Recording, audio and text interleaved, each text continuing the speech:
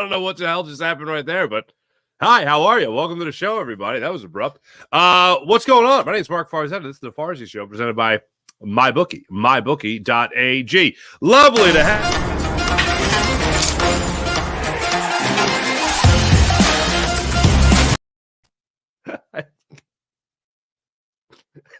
I don't know. Something's going bonkers. Maybe it's because I sold my keyboard right there. There we go. Literally pushing buttons. Anyway, apologies for the dealer time once again this morning. Live show starting at 6:26 in the morning. I hope everyone just had a wonderful rest of your Tuesday evening. And if you watch the Phillies, you did have a wonderful rest of your Tuesday evening. I also hope you guys were tuned in to MINICAMP yesterday because some pretty eventful things were going on. We'll talk about it all. We'll hear from Nick Sirianni on the show today. We'll hear from Devontae Smith on the show today. Really a breath of fresh air. Not necessarily listening to Nick Sirianni. I mean, some good stuff. No big, huge details by any means, but Devontae Smith seemed as excited as you would assume Devontae Smith would be about having a new offensive coordinator in terms of, like, you don't really see Smitty get hyped about too many things unless he's on the football field. His press conference, for the most part, his media sessions, for the most part, are kind of chill, relaxed. You know, sometimes you'll get a smile from him, but usually quick answers, and you're not really led on to believe anything more than what he's saying or anything less. Just very by-the-book kind of guy. But yesterday, I thought his words about the difference between Kellen Moore's offense and, well, Brian Johnson's offense, I guess, or more of Nick Sirianni's offense in the previous seasons, is refreshing. That's the word that came to mind. That wasn't a word he used, but it feels like in listening to him, one thing that you could say is, we get to do things. We get a little bit more freedom. We actually run motion. Go figure. Nick Sirianni was praising motion in yesterday's press conference. And I'm like, hey, well, what about last year? He could have used it last year. Remember how we were all talking about, hey, maybe a little motion will do you some good? And then the Eagles actually used some motion against Seattle. And I'm like, oh, look at this. They're actually doing some different things. This is nice. And then they ended up losing the game anyway. But it was nice to see that kind of freedom. It was nice to see that kind of, I don't know, do I even call it creativity when the rest of the league does it and you don't? I don't know. But seems like it's starting off on the right foot for the Eagles at minicamp. They were running around the field yesterday. The only Eagle that was not there yesterday was Landon Dickerson. Nick Sirianni didn't use the words, it's an excused absence, but it sounded like he was describing an excused absence. Landon Dickerson told Nick Sirianni, I'm not going to be there. It's a personal thing. Nick Sirianni said, cool. And that was that. But it's the only Eagle not there yesterday. Mekhi Gardner actually ended up taking over at the left guard spot in his absence yesterday at practice. So we'll get into all that. We'll get into your Philadelphia Phillies. Oh, my goodness gracious. Watching last night's game, obviously, we don't expect this team to lose games, so I don't know if you guys are doing the same thing I'm doing. But as the game is going on and the Phillies aren't scoring runs, I'm like, it's a matter of time, right? It's a matter of time. 6 inning, it's a matter of time. They had that one inning in last night's game where they actually seemed like they were really threatening to score. And that came up, I believe it was in the 6th inning. Bohm struck out. Stott got the one-out double. Perkins couldn't make the catch in center field. Castellanos then walked, runner on first and second with one out. Then they bring in Hudson. Pache strikes out. He pinch hits for Dahl, and then Sosa unfortunately flies out to center field. The first and second with one out really felt like the Phillies were going to do something there, and they did nothing in that particular instance. Phillies had another opportunity earlier in the game with the runner in scoring position after a Dahl double, and couldn't do anything with him at that point. So the offense was certainly struggling in the game yesterday. But it just felt like, and it feels like throughout this season, that there's going to be a point in time where this Phillies offense strikes. Didn't strike until Alec Boehm's home run, which was not a comfortable pitch to hit, but he blasted it 420 feet. Then after that, Nick Castellanos took care of business in the 10th inning after some crazy defense throughout the game. The headlines in this game, aside from just what went down, the headlines in this game for me, the big stories that came out of this game. One, JT Realmuto is a tough SOB, without question. Taking the ball off the tricep when he got hit, taking the ball off the balls when he got the foul ball off his hibbity-dibbity. That wasn't fun. And then in the 10th inning, there's a collision at the plate. Was it a big collision? Was it a huge collision? No, but it looked like the shoulder of Dunn ran into JT Realmuto's head. So that's never fun. JT seemed okay after the game. But if you're Rob Thompson, I'm pretty sure with Aaron Nola on the hill today and Garrett Stubbs having caught Aaron Nola over his last couple of starts, you're probably going to have Stubby behind the plate. Give JT a break before they make the trip across the pond to old London town, right? That's probably the way that's going to go. But that was one tough game by JT Realmuto without question. After that, it's pitching and defense. Story of the game. Christopher Sanchez went out there, allowed 3 hits over 6 innings, allowed 1 run, and unfortunately couldn't get the win because the bats just couldn't get going. The defense behind Christopher Sanchez. Alec Boehm had a play in this game yesterday that was phenomenal. Definitely the definition of why he is known as Raffy now, according to Bryson Stott's interview during ESPN's game on Sunday. He used every bit of his 6'4", 6'5" frame to go up and get a baseball, making a leaping stop in the 6th inning to make sure the Brewers did not have a runner on first and third with 1 out type situation in that 6th inning. Leaping up in the air to stop the ball and being able to get the out at first base was fantastic. It was great. And he also had a play earlier in the game in the 3rd inning where he was able to make a great play. In the 4th inning, able to make a great play, a backhand on a ball that just had all sorts of spin on it. He stayed with it. He was able to turn the 5-4-3 double play, and he was able to get help Christopher Sanchez get out of that inning. Eddie Sosa was great in this game. In the 1st inning, made a great charging play. Johan Rojas was on point in center field in this game. Guys were just doing their job and rising to the occasion with the bats struggling as they did. And also, bring up JT Realmuto's name again, he had another play in the 9th inning, I want to say it was, where he made a great move to his right to be able to stop a baseball from going to the backstop, which would have been a difference in the ball game by making it a 2-1 game in favor of the Brewers instead of keeping it a tie game. Made a great play. I think it was on a Matt Strahm fastball outside. And he made a great stop on that ball to make sure that no run scored on that one. But it just a great game there for the Phils in all being able to find a way to win. And what did we learn from the Eagles last season? Well, if you consistently come up with the story of finding ways to win, then that you're not a very good football team. You'll get, in this case, baseball team. You'll get exposed eventually. But the Phillies, again, the big difference for the Phillies is that they're not just finding ways to win. They're dominating games. This is a rare occurrence where they just had to scratch and claw to find a way to win. And they did it last night. Pitching, defense, and the bats heating up at just the right time. Can you even call it heating up? Then a home run for Boehm, and then they had a runner in scoring position, obviously given to them, as are the rules in extra innings. And Nick Castellanos took care of business. I believe both big hits by the Phillies were on sinkers.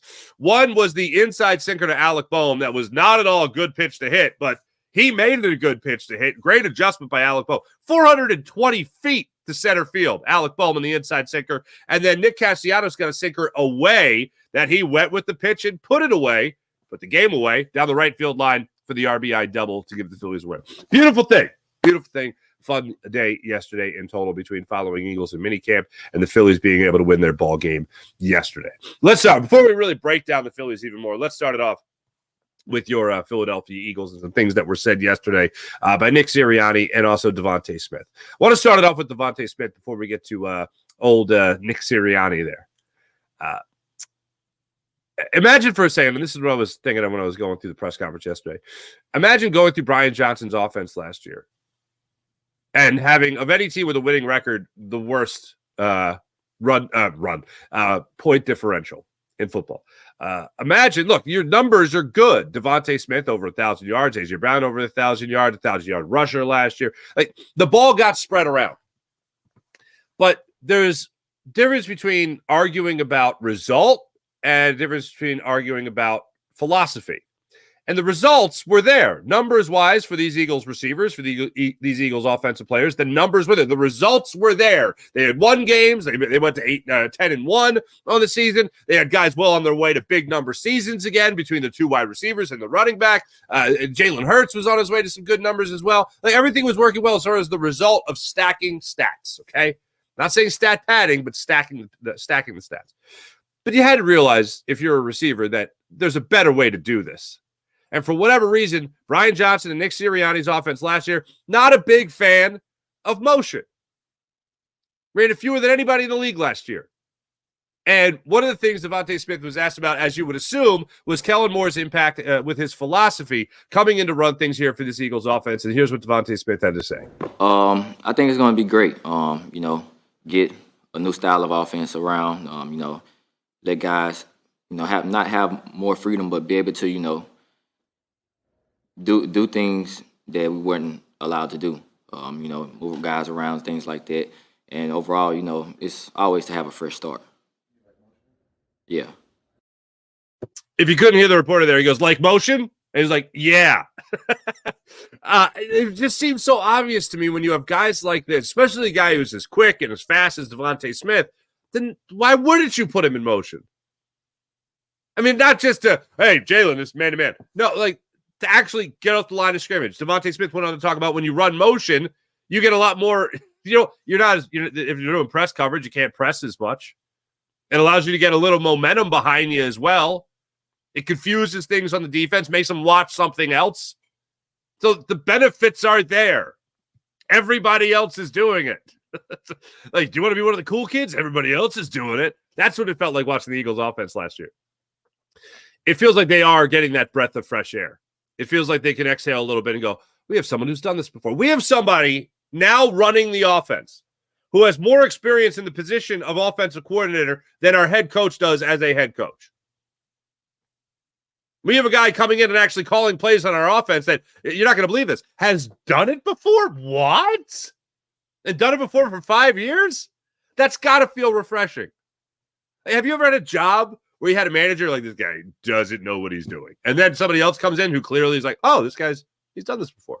This person has done this before. It is a little bit refreshing that if you're like, oh, I might be in good hands here. Oh my goodness. Like, as the numbers have been good for us, but now what if we're a little bit more creative? Even though the numbers have been good, there's still a lot more potential. There's still a lot more room for growth and improvement. And that's what I think Kellen Moore is bringing to the table here. As far as Nick Sirianni yesterday, I don't say this to be snarky. I don't say this to be a smartass. I am legitimately curious as to how. I'm not going to say what do you do here? I'm not going to go down that road again. I am legitimately curious as to what he does with this offense in particular. Like, I could see the managerial role with the whole team, being a guy to talk to, being a good communicator, pumping guys up, holding guys accountable. Like, I could see that. But I'm talking about the influence he has on this offense. Because there were a number of times in yesterday's press conference where he alluded to Kellen Moore being in charge. One, flat out saying Kellen Moore's in charge of the offense, and that's nothing new. We've heard him say that before. Then the other thing he said yesterday was Kellen Moore's decision. Kellen Moore's got to make the decision. Like, we have never seen Nick Sirianni with this much hands off, this less involved with the Eagles offense.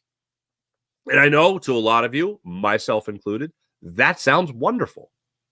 Because if you want to use the term a light firing, if you want to use the term a restaurant might have a soft open, this is a soft firing with Nick Sirianni, where they're just like, hey, look, man, you can help us scout. We'll give you that. You can look at guys, and we'll give you guys a look at. You tell us who you like, and then you manage the clubhouse, the locker room, whatever. And there you go. That you'll still be the head coach, and then you let me and Howie Roseman, if you're Jeffrey Lurie, me and Howie Roseman, you let us really run the show and bring in guys that we want to bring in, like Kellen Moore, bring in guys that we want to bring in, like Vic Fangio, and you just be that good dude. Can you do that for us? Yeah. Okay, cool. That's what it feels like right now. And not, I'm pretty sure that's what it is. But he talked about it a number of times during the press conference yesterday about Kellen Moore's decision when it came to the offense. He did talk about the tweaks. And he seems to like what Kellen Moore is doing with this Eagles offense. Probably a handful of times like, man, I really like that. I really like the way that looks. And obviously not going to get into exactly what that is. But, you know, just again, Kellen has a brilliant offensive mind, has a great, unique way of explaining it to his coaches and to the players. And just, again, like I said, really excited about where we are. And some of those tweaks are really awesome and looking forward to, seeing them as this practice goes today and then as the year goes. There you go. We're all excited. We're all happy. Loving the tweaks. That's what he said. Now, he's not getting into specifics. Not that I expect him to, of course, but he's just not going to do that, unfortunately, for us. The other thing that keeps getting brought up is the inclusive nature of Kellen Moore. The inclusive nature of Kellen Moore. Takes everybody's ideas, puts them in a big pot, stirs them up all nice, and out comes a delicious tasting stew that when you open your front door, when you get home from school, you smell it and you go, delicious. Well, this is Nick Sirianni talking about how Kellen Moore is able to include everybody's idea. I think we're on a team. We're in the greatest team sport there is. And it takes everybody, right? It doesn't just take the offensive coordinator. It doesn't just take the quarterback. It takes everybody to be successful. And that's why that's one of the things that I love about this game, is that it takes all parties. And so, you get at the end of the day, Kellen's got to make the decision of what we're going to do and listen to all the parties. But when you're able to hear this party and that party and this party and that party, and then do what's best for the total of the group, that to me is good coaching. You've put ownership into the rest of the guys that are giving the suggestions. But at the end of the day, you took all those suggestions, you made what you thought was the best decision for the group, and I think that's good because, again, it's a team and it takes everybody. And so I think that's the benefit of that group. There we go. I love the inclusive nature of Kellen Moore.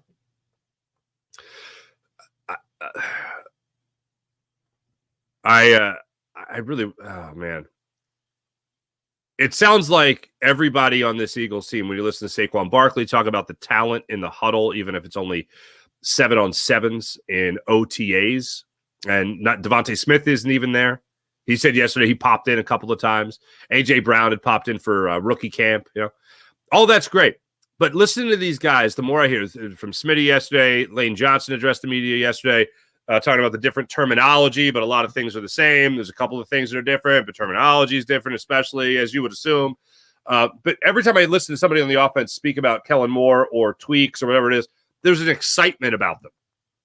There's like a joy, like they can't wait to apply it where it matters most. I'm right there. And I think most Eagles fans are as well, where they want the season to start tomorrow so they can really see it. But as of right now, all we get is some minicamp, all we get some OTAs, all we get is talk. But like most people, I think I am very excited about what could be happening next year for the Philadelphia Eagles. As far as excitement with Nick Sirianni goes, he is without question excited to have Saquon Barkley running around. Now, I don't know I know some people have seen this already or some people have read this already. The way it was presented in some outlets was like Nick Sirianni was saying this to the Giants, like to the Giants fans and to the Giants players during maybe a little trash talk. I provided the whole context here because context is important. And I know in today's world, it gets less and less important. You just get the most clickbaity thing you could find and just throw that out there with any responsibility. But here's the way it went down yesterday at the press conference.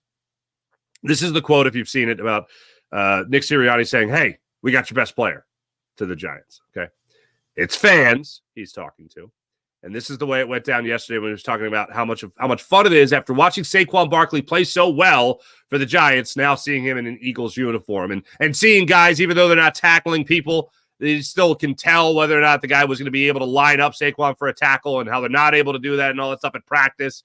But this is Nick Sirianni talking about Saquon Barkley now being on the Eagles and a little trash talk he has with Giants fans in the area. Visions back of like him on the sideline and us watching all these plays on the sideline of Saquon making somebody miss and Saquon making somebody miss and doing it again. And it was like, it brought me back to that. And like, man, I'm glad that I wasn't happy that our defensive player missed the tackle on this particular one, but I'm really happy that Saquon, that number 26, is on our side, making the guy miss. You know, sometimes you see Giants fans around here with the, you know, being so close. And, you know, they give me a good, like, hey, go Giants. And I'd typically let it go. But if the guy gets me good enough, I usually say, you know, got your best player.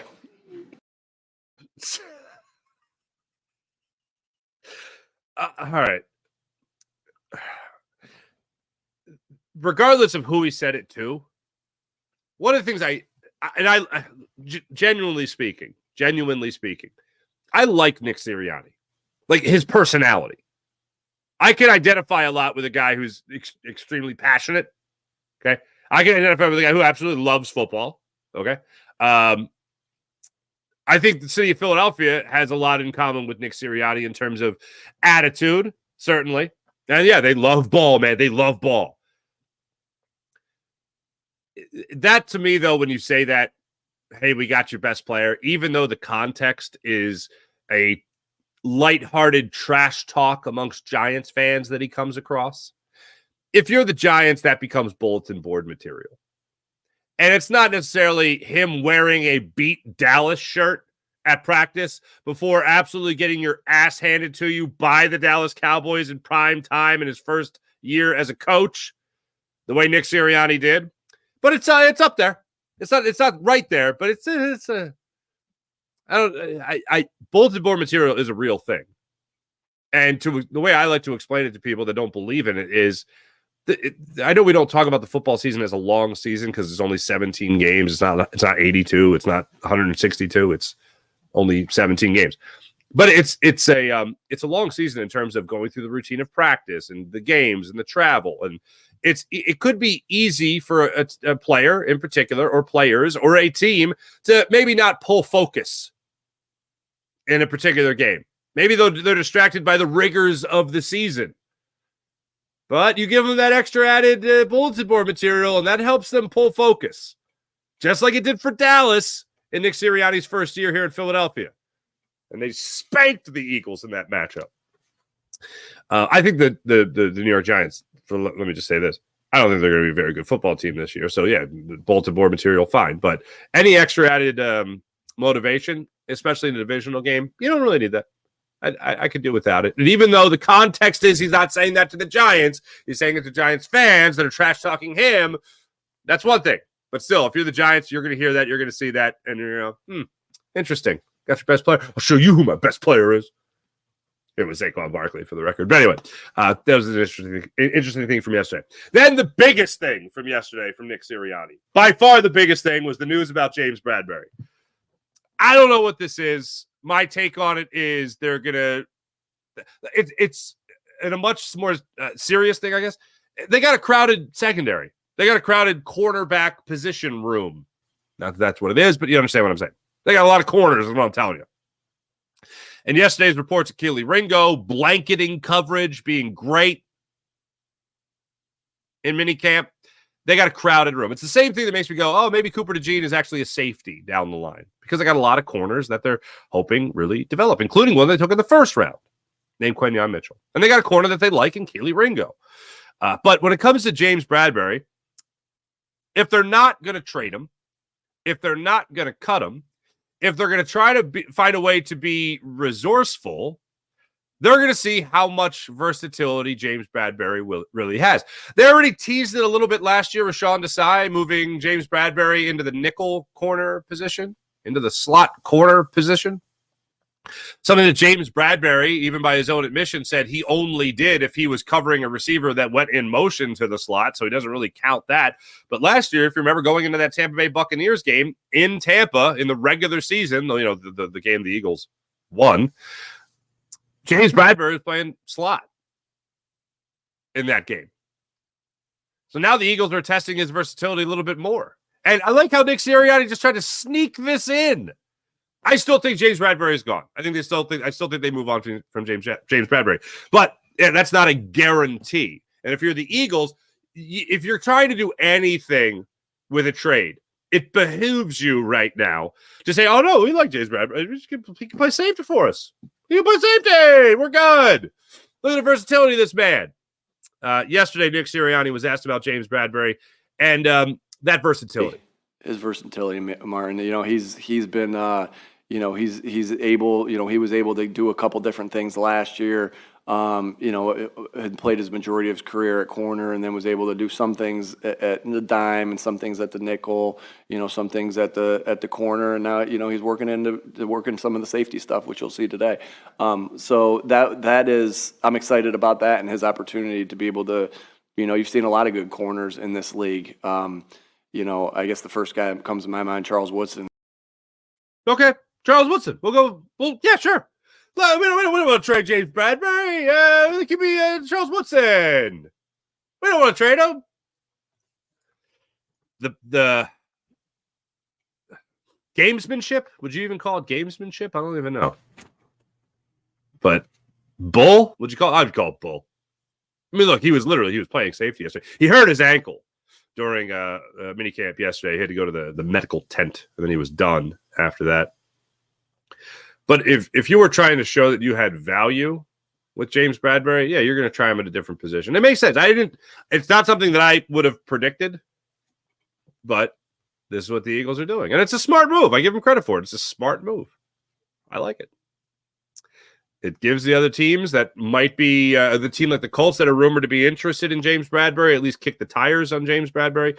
It gives them an opportunity to go, oh, okay, well, maybe instead of a 6th-round pick, give you a 5th-round pick, something like that.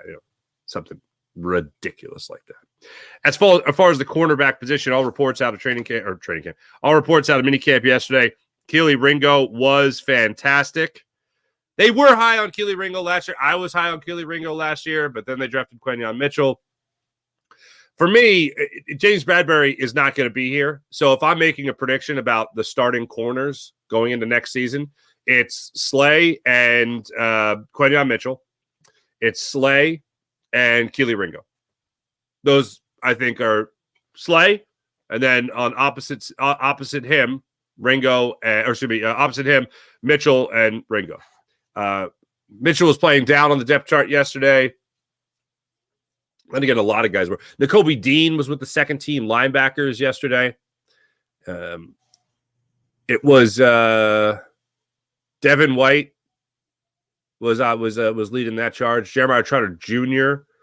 was down with the third stringers yesterday, as was Ben Von Sumeren.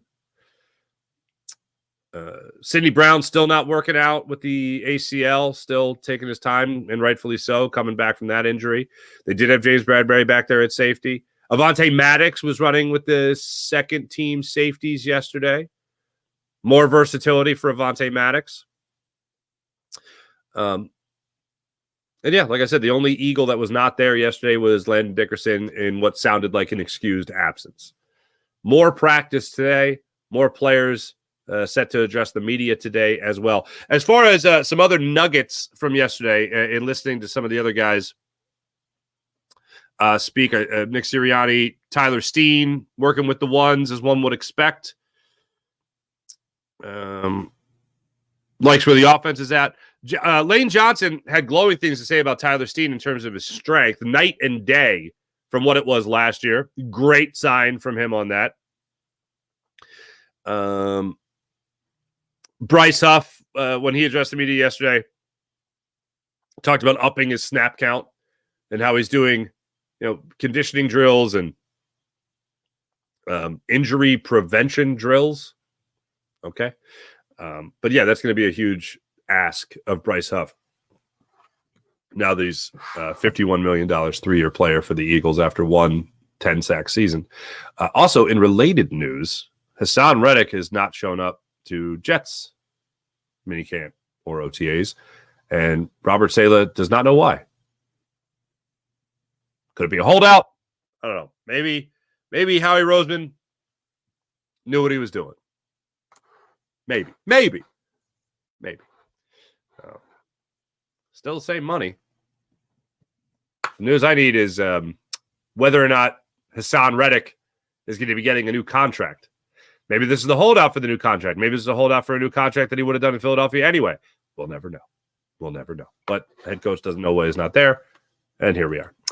So that's going on with the Eagles. Minicamp continues today. Look forward to seeing the news and notes that come out of minicamp today. As far as your Philadelphia Phillies, let's get into this.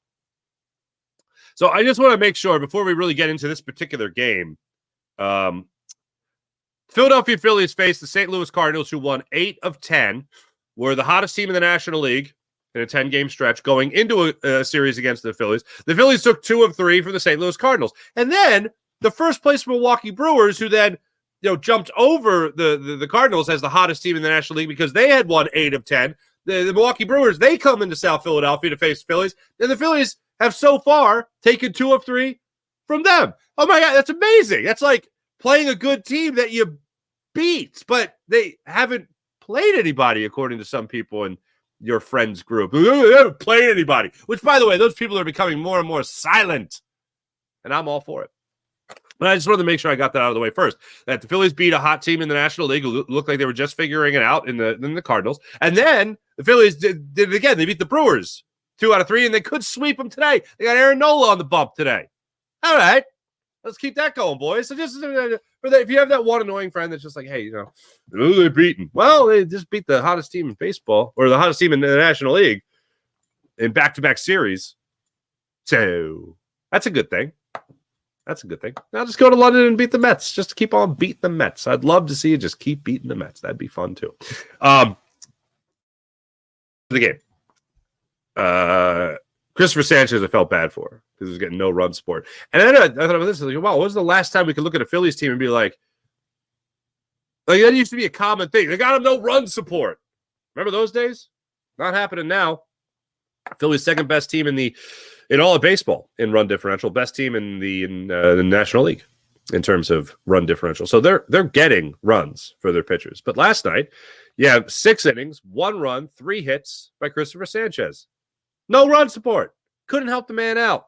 Great defensive support that I mentioned earlier. And the only run that was scored on Christopher Sanchez was barely a run. It came in the 3rd inning. Perkins led off with the double. Got a 3-2 sinker, put it in the outfield there, got the double. Then Churio comes up. He lines out to center field, so you get 1 out. Perkins goes to 3rd on that. And then Monasterio grounds out to Alec Boehm, or grounds out to 3rd base.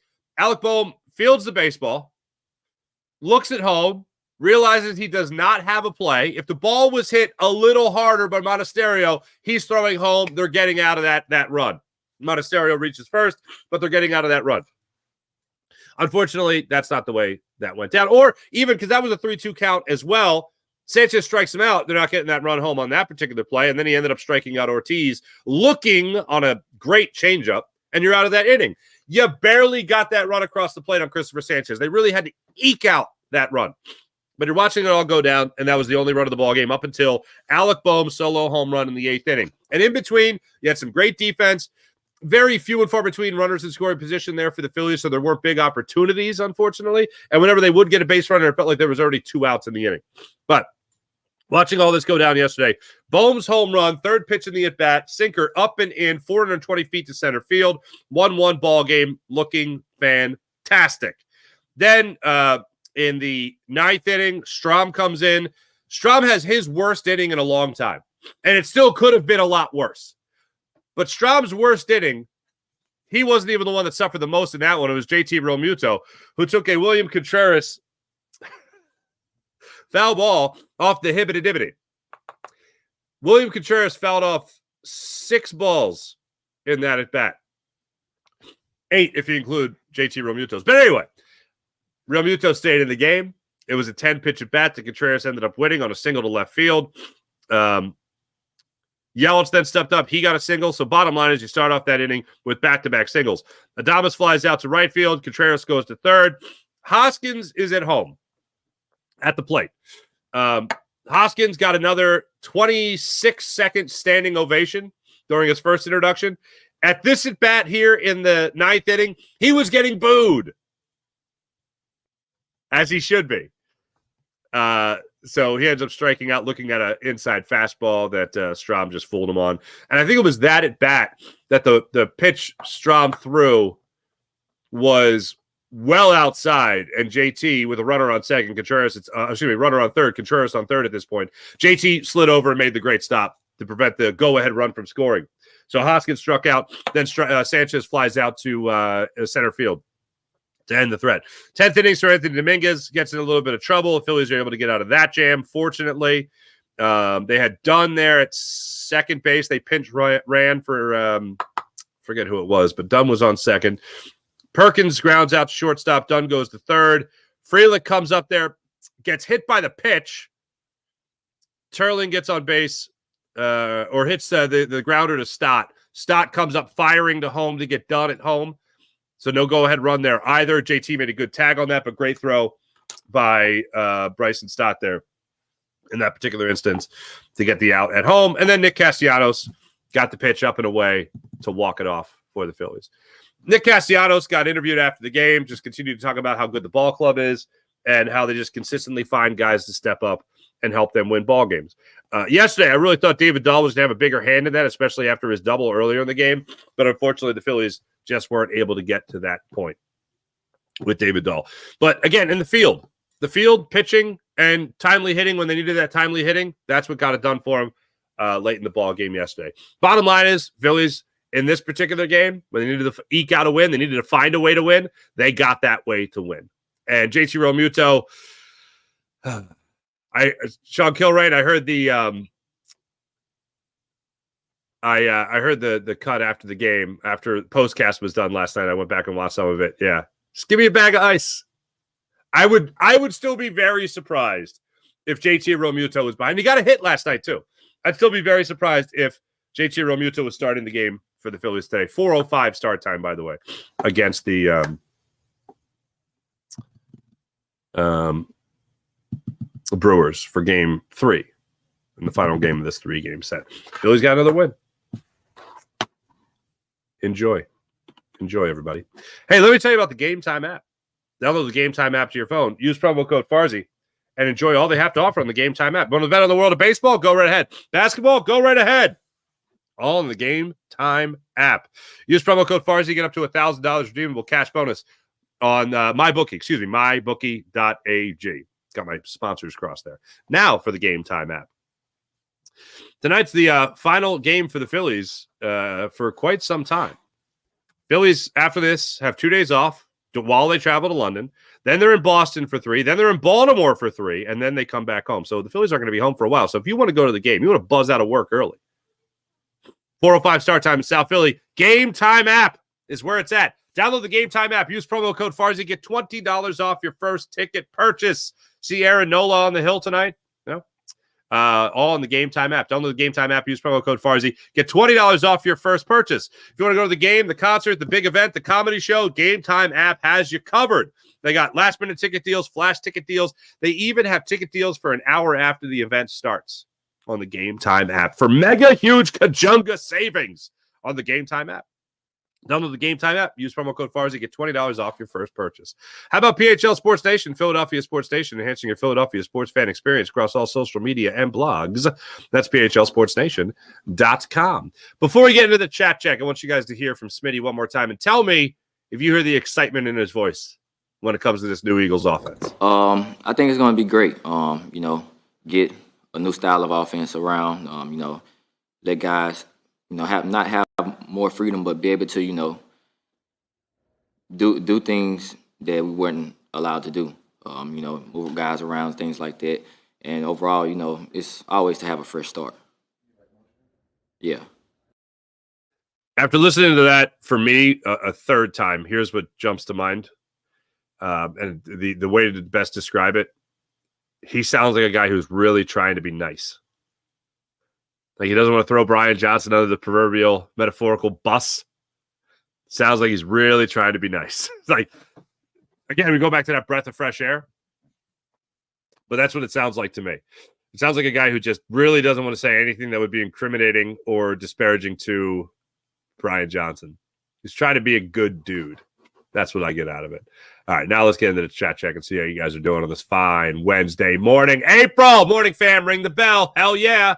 IBH, good morning, everyone. Sean Kilrain, good morning, everyone. Sean and IBH, you guys, man, You guys were up late with me last night. Appreciate you being up early with me this morning as well. IBH, Sean Kilrain, we're in the chat for Locked On Phillies postcast with me last night. That was a good time. April W2. What? What did I do now? Laughing, crying emojis and a coffin. JT is one tough SOB, gets hit by a pitch, hit the jewels, and rakes out a guy. Love it. At home. Let's go. Hell yeah. Sean Gillespie, what's going on? I will say, if you didn't see the hit to JT Real Muto, the foul ball from Contreras to Cajones, it was a direct shot, man. It was a direct shot. And my wife, who has a little bit of a crush on JT Real Muto, because my wife's left toenail is Sicilian, and JT Real Muto is Sicilian. She feels a connection. And she was this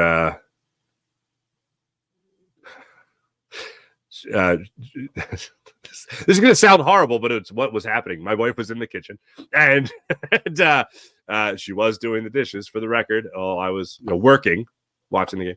And I said, hey, babe, come check out your boy. She's like, what? And she goes, oh, no. And I was like, oh, yeah, that's a direct shot. She's like, oh, God, that's not good. She goes, does he have children? I goes, 2 beautiful daughters. Oh, okay. That's the first thing she asked me. And then she went back at the anyway.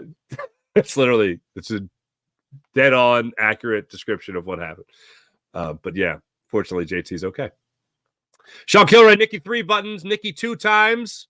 Yeah, Nikki 2 times. You got the nickname last night, Nikki 2 times. I don't know why people went Nikki 2 times last night. I forget who it was in the chat that went Nikki 2 times, but I still like Nikki 3 buttons. And last night after the game, good God, during the post-game interview, plunging neckline, I'd say damn near down to his navel, ladies and gentlemen. It's a family program. E-Money Bentley, what's going on? Go Birds.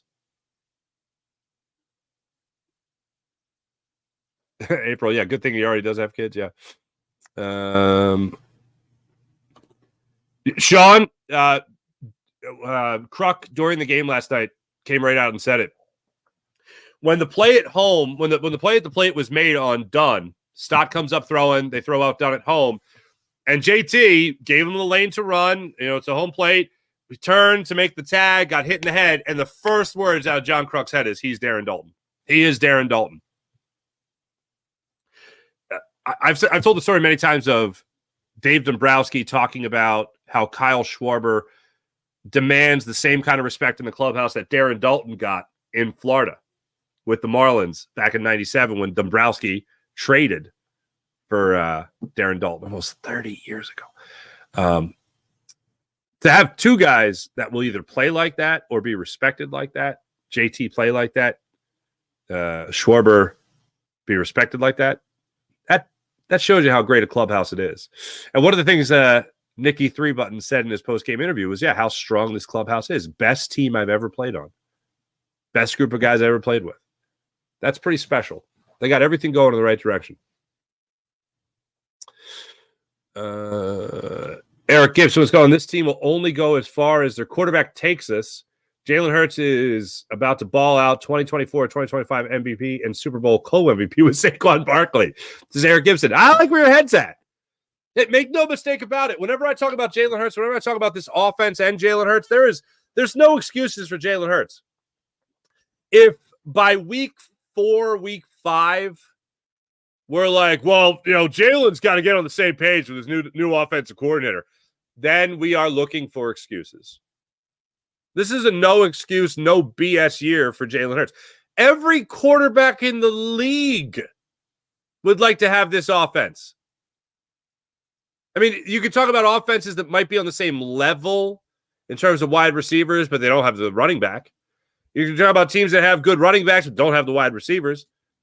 I think every quarterback in the NFL would like to have Jeff Stoutland as their offensive line coach. I'll say that. And Kellen Moore, 5 years experience, has already had a number 1 offense. Him running the show, offensively speaking, no excuses. One of the reports, I don't know what to make of it, but apparently Jalen Hurts was really, he was all about the deep ball yesterday at practice. I read Reuben Frank's observations. He was all about the deep ball at practice. I don't know what the hell that means, but the deep ball. Okay. But yeah, this is a no excuse. If you're a Jalen lover, if you're a Jalen hater, you're gearing up for an action-packed season. Because the Jalen haters are going to be like, look at these guys. You can't win with these guys. And then the Jalen lovers are going to be like, he's going to be amazing. Got to go out there and do it, man.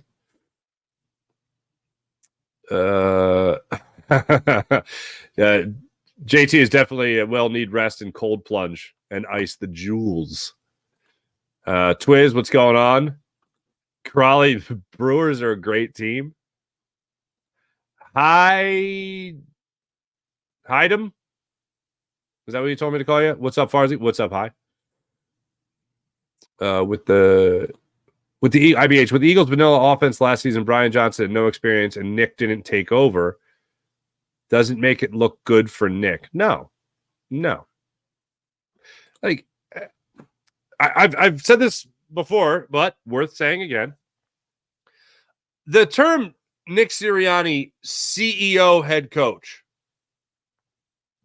No. He is a regional manager head coach. That's how I look at Nick Sirianni right now. And I know that sounds a bit disrespectful, but like I can't call him a CEO head coach because I don't really know what decisions he makes, even on fourth down, for instance. Like the analytics are going to tell you to go for it. All right. So do I even look at Nick Sirianni like that? Like, all right, I'm not going to say the cliche from Office Space that we've said already too many times. I'm not going to go that far, but I'm just going to say one more time. I'm not going to go CEO head coach anymore. I'm going to go regional manager head coach. That's what I'm going to do. And if the season goes really bad, assistant to the regional manager head coach. But not CEO. I'm not going CEO. Dev, morning Farzi. Bradberry at safety seems like a stretch. Yeah, it seems like they're trying to use whatever they can to not up his trade value, but have any trade value. Kane, what's going on? Eagles offense looked like a Pee Wee League offense last year. It certainly did. Twiz Dev, yeah, I don't want him being one of the last lines of defense. He's too slow. Oh, Bradberry, yeah. It can only last this year. If they succeed, Moore will be the head coach elsewhere next year. If we look bad, Nick is probably gone. Yeah. If the Eagles have a really I don't understand. I'm not the biggest Nick Sirianni fan, don't get me wrong, but I can never root against the Eagles. Like I can never be like, I hope the Eagles start out 0-5, Nick gets fired, Kellen takes over, and then they win the Super Bowl. Like if the end result is still them winning the Super Bowl, great. But for the Eagles to fire Nick Sirianni, they're going to have to get, in terms of the best they could be with him getting fired, they make the playoffs, lose in the first round. Or they make the playoffs, win a game, win a wild card game, lose in the second round. Like that would still, I think, get Nick Sirianni fired. It doesn't have to be like an 0-17 season. Twiz, Slade is safety? Huh. I don't know. I don't like that one. Why would you move Slade to safety? Just because you might have, you could have two possibly better corners. I don't think Slay. It's hard to say he hasn't shown the versatility because he has shown the versatility. When he shadows the number one guy on the other team, that's versatility. That's the definition of versatility. Because then you're playing in the slot, you're playing on the right side, you're playing on the left side. You're playing all over, obviously. But no, I like keeping Slay where he's at. Dev, Twiz, exactly. Imagine him having to take over a go route if they're playing quarters coverage on the side. That's a touchdown. That is a touchdown. Sean Kilrain, they're going to see a different offense with Kellen Moore, more like San Francisco. Knows our every move, a lot of motion, tight ends, more involved. I certainly hope so. Crowley, Bradberry can't tackle. Why in the world would he play safety? I think they are trying to increase his traits. That's all they're doing. No, we're not going to have him as a corner. We don't need him as a corner. We're going to have him as a safety. It's politics. That offense last year, despite the win, was definitely underwhelming to say the least. Sean Gillespie, I agree. Enrico Rosario, what's going on? Yes, I wish the season started tomorrow. So do I.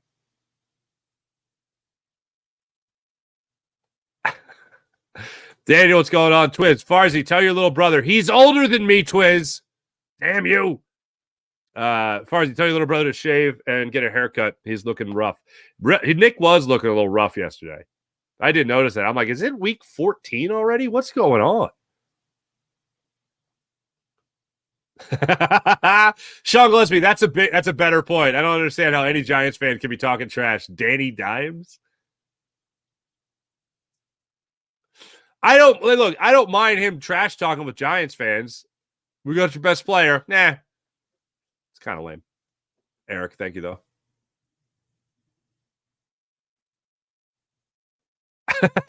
IBH Mark, you also identify with a guy who has little ones on camera with him. Yeah, I do. I can identify with that as well. By the way, I was lucky enough. I got to tell you, man, I'm disappointed. I'm disappointed in Lil Toots. I am disappointed in Lil Toots. Lil Toots come down here. She's crashed the show many a times. I don't want to jinx anything, but she's getting over her Ursula fear, so that's good. I haven't really heard much about Ursula in like a month, so that's good. But Ursula from Little Mermaid, from those that don't know. If you know, you know. Anyway, I hosted this incredible event, and it's my second time emceeing is probably the more appropriate thing, for Children's Hospital of Philadelphia. Friend of ours works there, and she said, would you mind, we need like a hype man, would you mind coming on and doing some introductions? And I said, not at all, I'd love to do it. And plus it gets my kid into the zoo, like gets Little Toots in the zoo. So for the second year, I hosted the event, and they had a couple more announcements than they did last year, whatever. So I'm making announcements for like the first hour before the events really start and all that stuff. And my wife's there, and my two kids are there. And Lil Toots comes up to me, and she's standing next to me while I have the microphone. And I get done my one of the announcements, and she goes, Daddy, I want to do one. And I go, okay, all right, no problem. I put the mic in front of her, froze up. So anyway, she's grounded. No, she just, I couldn't believe it. I thought she was, I said, babe, sweetheart, all you have to say is, just take, welcome. Just say that word, welcome. Put the mic in front of her, froze up. So I made her take a lap around the entire zoo. I couldn't believe she froze up. She's such a showman. Sean Gillespie, I'm still laughing at the Commanders fan on Church mentioning Mariota. Oof, I didn't see that. So what? It's bulletin board material. We don't care. All right, Eric. Fair enough. Oh, Twiz, it's very nice. I don't hit the like button. I don't. Hey, I don't know, for whatever reason, I do it on Locked On all the time. Maybe because it's in my script. I don't do it enough for me. Yeah, hit like and subscribe on the Farzy Show YouTube channel. Hit like and subscribe on the Jacob Media YouTube channel, people. Let's go. Eagles golden era, Twiz. Hell yeah. What's going on? Bradberry, hilarious.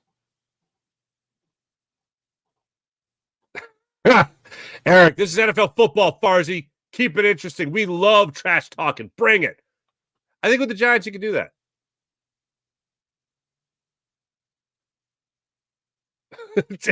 Shut up, Sirianni. Bradberry's a bum.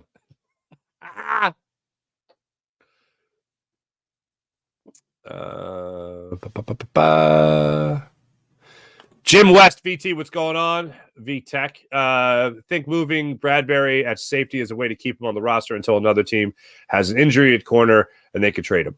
Another good possibility. I like that line of thinking.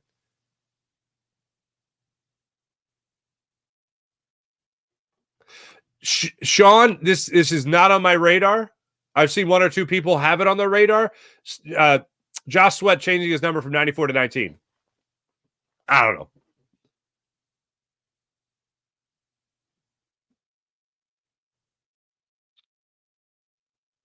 Stan Bruce, what's going on? Farzy, does Nick Castellanos get that half RBI? But that's right. We talked about half RBIs yesterday. Yeah, getting 0.5 walk-off RBI. That's great. Phillies for a couple days. Oh, no Phillies for a couple days. Killer. Yeah, it's nuts. I'm going to the beach. I'm actually going to the beach. I'm not a beach guy. I don't ever seek out. The beach for me is like golf. I don't ever make plans to go golfing. People invite me to golf, which is nice, and I do it. But I don't ever make plans for it. Like, I don't ever make plans to go to the beach. People invite us to the beach. I just don't like it's not top of my list. You know what's top of my list? My sofa. That's top of my list. My backyard. That's top of my list. That's it. Oh, Italy. But that I'm not going to Italy anytime soon. 2 young kids. Brian Johnson wasn't the problem. He wasn't allowed to run his offense. Really? He was the play caller. I know it was Nick's offense. But hey, look, Twiz, you could be proven very much right this year. Dave, just remember the Commanders also have Brian Johnson now. Yeah.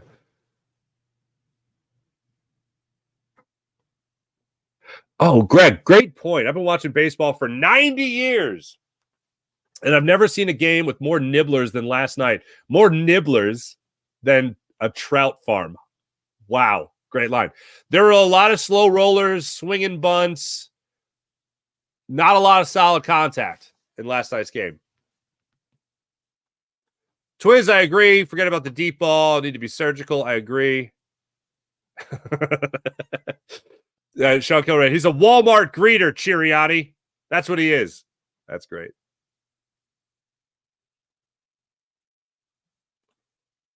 Robert Jeskolinski. I'm sorry. Hold on. Let me try that again. Jeskolski. Jeskolski. Sorry. Yakshamash. Shoot, start the season early and the first 8 games play every other week. I wouldn't put it past the NFL. Anything to extend the season. April, enjoy these cute kid moments. It flies by. After today, I'm going to have a freshman. What? No. Oh, my goodness. April, my little one is 35. That's great.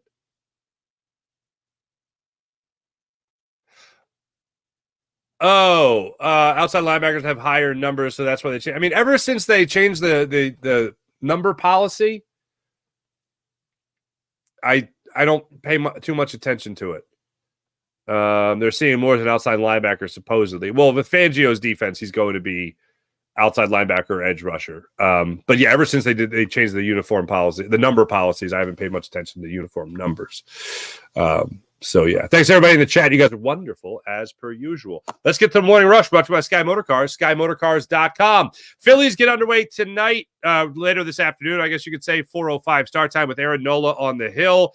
As for the Phillies schedule, the way this breaks down, they finish up with Milwaukee tonight, Wednesday night, 4:05, Nola pitching.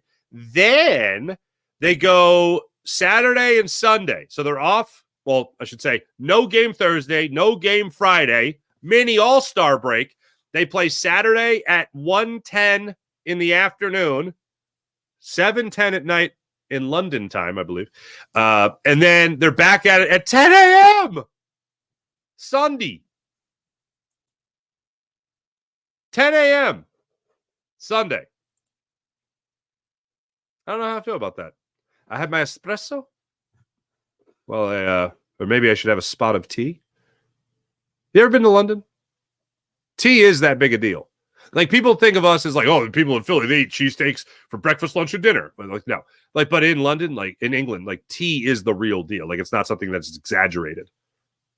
Like I was like, hey, is tea really a big deal? Or is it just something like, is that like an old school thing that like your grandparents do? And they're like, oh no, he's like, the guy, people I talked to are like, well, we had tea today. Are you kidding me? It is that big a deal. So yeah, so they're off tomorrow. We're not playing tomorrow, not playing Friday, Saturday, Sunday, off Monday. And then Tuesday, they go from England to New England to play Boston, 3-game set in Boston. And then they go down to Baltimore, Maryland for a weekend series in Camden Yards with the A's. How about them A's, hon? So get your natty bows ready. So yeah, Phillies 4:05 today. Look for the sweep against the Brewers. The minicamp continues today. Some more players are expected to address the media this afternoon. Look forward to hearing from them. Thanks for watching. Thanks for listening. My name is Mark Farzetta. This is the Farzy Show, presented by MyBookie, mybookie.ag. And I'll hit it one more time. You want to go to the game tonight? Download the Game Time app to your phone, create an account, use promo code Farzy for $20 off your first purchase on the Game Time app. You want to go to the Phillies game tonight? You can get $20 off your first purchase by downloading the app, create an account, use promo code Farzy, $20 off your first purchase, which could be this Phillies game tonight. Now, we're not going to see the Phillies, folks. We're not going to see the Phillies. They're not back in South Philly until June 17th. It's 12 days. 12 days. Thanks for watching. Thanks for listening. Make sure you hit like and subscribe to the Farzy Show YouTube channel. Make sure you hit like and subscribe to the Jacob Media YouTube channel and the all-new Locked On Sports Philadelphia YouTube channel. Like and subscribe to that as well. Tonight, couple of things. I'll be Locked On Phillies postcast. Locked On Phillies postcast. Okay? Got that going on after the Phillies Brewers today. And then later on tonight, I'll be on Fox 29 on the Fantastic Sports Show. It'll be my third appearance on that program. I have a lot of fun on that show. It's a good time. So yeah, bonus me today. All right, see you guys tonight after the Phillies game. See you guys later tonight on the Fantastic Sports Show, and then see you guys tomorrow morning where we wrap up this series with the Milwaukee Brewers and break it down one final time, as well as minicamp. Talk to you guys tonight, and of course, talk to you guys tomorrow as well. See you then.